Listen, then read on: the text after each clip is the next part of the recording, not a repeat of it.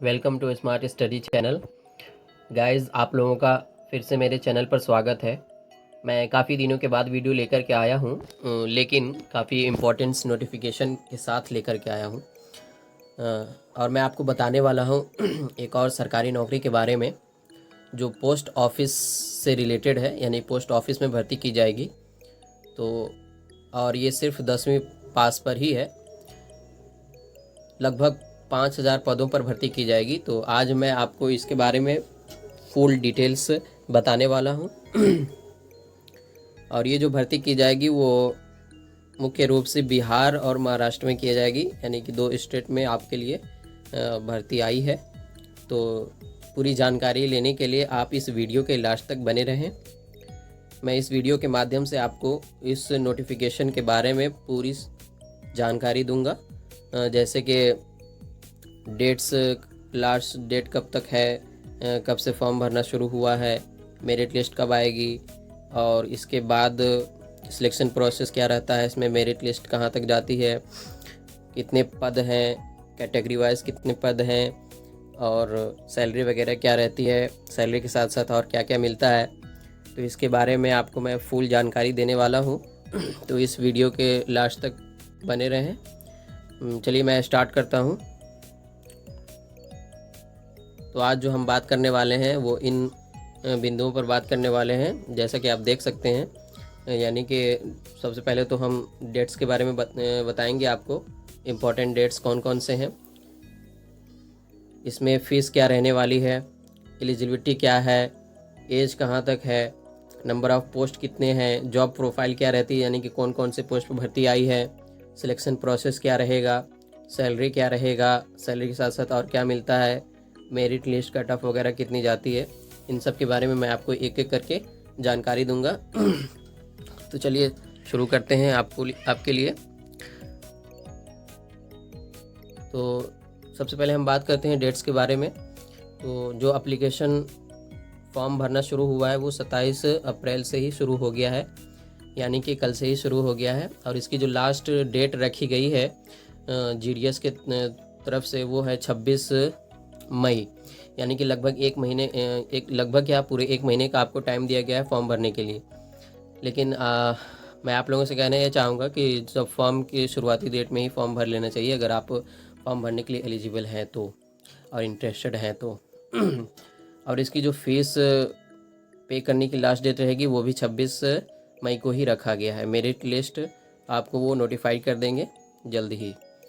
मतलब इसके बारे में अभी उन्होंने कुछ नहीं बताया है। मेरिट लिस्ट आपकी जो आएगी वो इनके बारे में ये जल्दी आपको बताएंगे। तो आप देख सकते हैं कौन कौन सी डेट रहने वाली है आपके लिए। सभी पोस्ट के लिए जो फॉर्म भरना शुरू हुआ है वो 27 अप्रैल से शुरू हुआ है, और जो लास्ट डेट रखी गई है वो आपकी 26 मई को रखी गई है। ठीक है गाइस, कोई भी पोस्ट हो, जैसे कि ब्रांच पोस्ट मास्टर का आया है, फिर असिस्टेंट पोस्ट मास्टर का डाक सेवक है, 3-4 पोस्ट आई हैं, तो उन सभी पोस्टों के लिए एक ही शुरुआत डेट रखी गई है और लास्ट डेट भी एक ही रह गई है। तो आप अच्छी तरीके से जानकारी ले सकते हैं।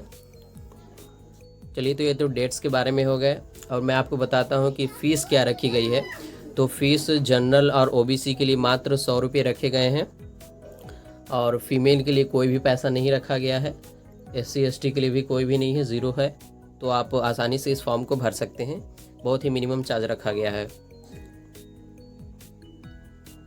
आगे बात करते हैं तो एलिजिबिलिटी के बारे में आता है। तो इसमें मिनिमम एलिजिबिलिटी हाई स्कूल मांगा गया है, जिसमें सब्जेक्ट जो रखा गया है वो मैथमेटिक्स कंपलसरी है और इंग्लिश, ठीक है, एज अ सब्जेक्ट आपका होना चाहिए।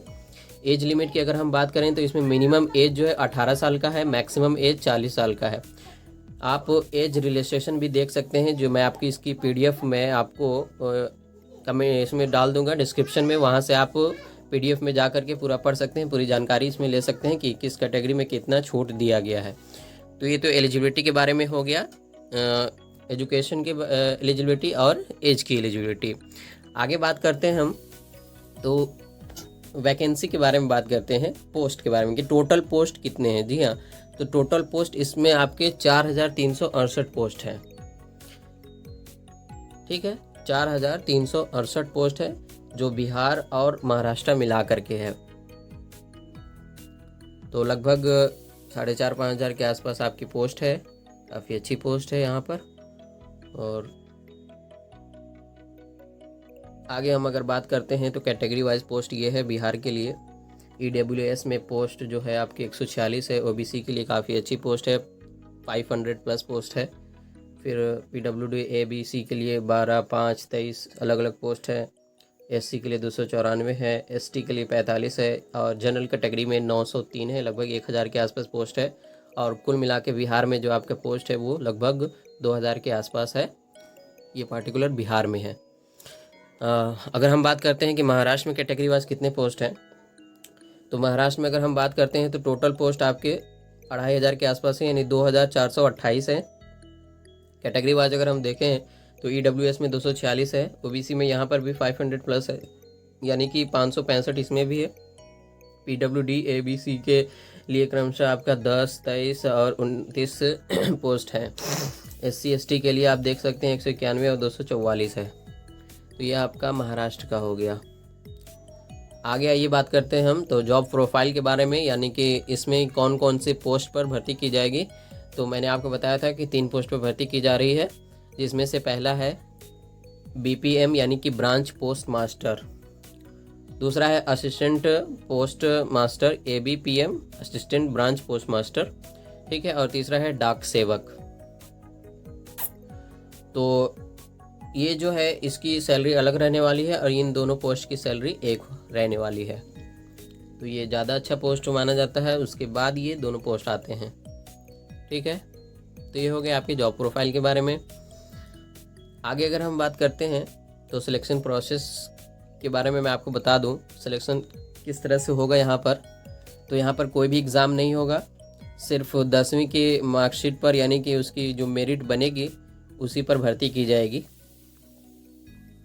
तो आप देख सकते हैं कि साफ साफ लिखा गया है नोटिफिकेशन में, selection will be made as per the automatic generated merit list as per the rules based on the candidates online submitted applications. यानी कि जो आप एप्लीकेशन भरेंगे, जितने भी कैंडिडेट्स भरेंगे, ऑटोमेटिक जनरेट होगा मेरिट लिस्ट।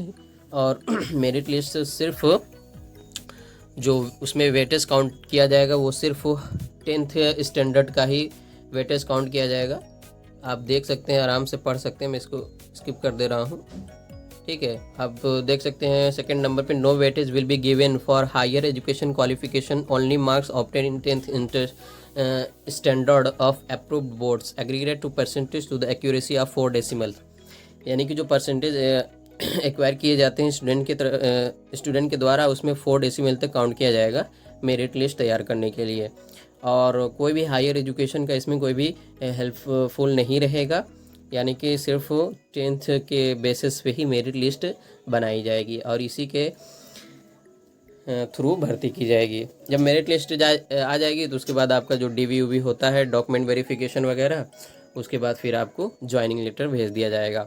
तो मतलब काफ़ी सुनहरा मौका है 10वीं पास के लिए कि बिना एग्ज़ाम दिए आप नौकरी पा सकते हैं। आगे अगर हम बात करते हैं तो सबसे बड़ी बात आती है कि सैलरी क्या रहने वाली है। तो चलिए मैं आपको बता दे रहा हूँ कि जो तीनों पोस्ट है वो अलग अलग जो मिनिमम जो पे स्केल है वो बता दे रहा हूँ कितना रहेगा। उसके बाद आप तो जानते ही हैं कि सरकारी नौकरी में जो इन हैंड मिलता है वो बढ़ के ही मिलता है। जो अलाउंस वगैरह मिलता है, कहीं आप रहते हैं उसको शहर के हिसाब से अलग अलग दिया जाता है, फिर उसमें ट्रैवल अगर अलग दिया जाता है, ड्रेस वगैरह सारी चीज़ें इंक्लूड करके मिलती हैं। तो आप जो पे स्केल रहने वाली है, जो आइडियल है वो आप देख लीजिए। जो ब्रांच पोस्ट मास्टर के लिए रहने वाली है वो है 12,000 पर मंथ, और जो असिस्टेंट ब्रांच पोस्ट मास्टर और डाक सेवक के लिए रहने वाली है वो 10,000 पर मंथ रखी गई है। ये मिनिमम 4 आवर्स के लिए है और मिनिमम 5 आवर्स के लिए अगर आप करते हैं तो इसमें आपको 14,500 मिलेगा ब्रांच पोस्ट मास्टर में, और 12,000 आपको ये असिस्टेंट ब्रांच पोस्ट मास्टर और डाक सेवक के लिए दिए जाते हैं। तो ये था, मैंने आपको सैलरी के बारे में बताया है। तो कैसी लगी वीडियो आपको? मैं आशा करता हूँ कि इस वीडियो के माध्यम से मैं आपको इसके बारे में सारी जानकारी दे दिया होऊंगा। और अगर आपका कोई भी डाउट है तो आप कमेंट बॉक्स में हमसे डाउट पूछ सकते हैं, मैं आपका डाउट क्लियर करने की कोशिश करूँगा। वीडियो देखने के लिए शुक्रिया आपका। और मैं लास्ट में यही कहना चाहूँगा कि अगर मैं आप लोगों के लिए कुछ किया हूँ तो इसके लिए इस चैनल को सब्सक्राइब कर दीजिए और बेल आइकन को भी प्रेस कर दीजिए, ताकि मैं कोई भी नोटिफिकेशन अगर इस तरह से आती है तो मैं आपको जल्दी से जल्दी जानकारी पहुंचा सकूं आप तक, और सटीक एनालिसिस मतलब दे सकूं, यानी कि सटीक जानकारी, यानी कि एक ही वीडियो के माध्यम से आपको पूरी जानकारी दे दूं ताकि कोई चीज़ बचे ना। तो अगर आपको वीडियो अच्छी लगी है तो मैं लास्ट में यही कहना चाहूँगा कि मेरे चैनल को सब्सक्राइब कर दीजिए, स्मार्ट स्टडी को। ठीक है, धन्यवाद।